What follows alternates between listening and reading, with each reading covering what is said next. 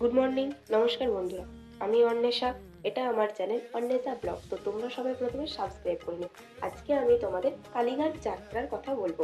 কালীঘাটে মায়ের পুজো দিতে যাচ্ছি। তো তোমরা যদি পুজো দিতে আসতে চাও হাওড়া থেকে, তাহলে হাওড়া থেকে তোমরা বাস পেয়ে যাবে, অথবা হাওড়া থেকে মেট্রো করে ধর্মতলা নামবে।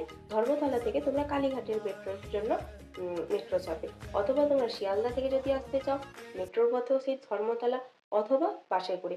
আমি আজকে এসেছিলাম বিধাননগর থেকে। তো বিধাননগর থেকে আমি প্রথমে 5 টাকার টিকিট কেটে দমদম পৌঁছালাম। এই দমদম থেকে আমি মাত্র 20 টাকার টিকিটের মাধ্যমে মেট্রো করে কালীঘাট মেট্রো স্টেশনে পৌঁছালাম। তোমরা তোমাদের যেটা সুবিধা হবে তোমরা সেই মতোই আসতে পারো।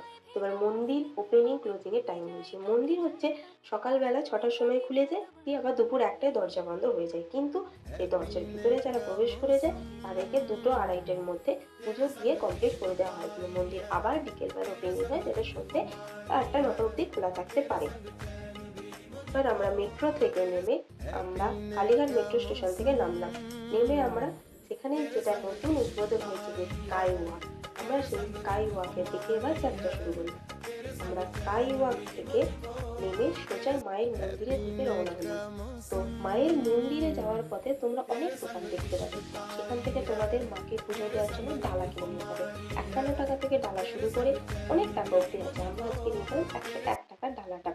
তো অনেক পূজারি বা পান্ডা রয়েছে যাদেরকে ধরে আপনারা তাড়াতাড়ি পুজো দিতে পারেন, অর্থাৎ সাইড দিয়ে টাকা দিয়ে লাইন না দিয়ে। কিন্তু আমরা আজকে লাইন দিয়ে মায়ের পুজোর দর্শন। এখানে এরকম একটি বাড়ি আছে আর এরকম অনেক এখানে আপনারা পুজোর সামগ্রী মায়ের মন্দিরের ভেতরে আমরা লাইন দিয়ে অবশেষে 2টোর সময় মায়ের পুজো দিতে পারলাম। যেহেতু মন্দিরের অন্দরমহলে কোনো ফোন অ্যালাউ নয়, তো আমরা মায়ের কোনো ছবি এখানে দিতে পারছি না।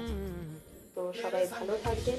আজকে আমাদের কালীঘাট জার্নি এইভাবেই সম্পন্ন হলো। আমরা আবার ব্যাক করতে চলেছি সেই বিধাননগর।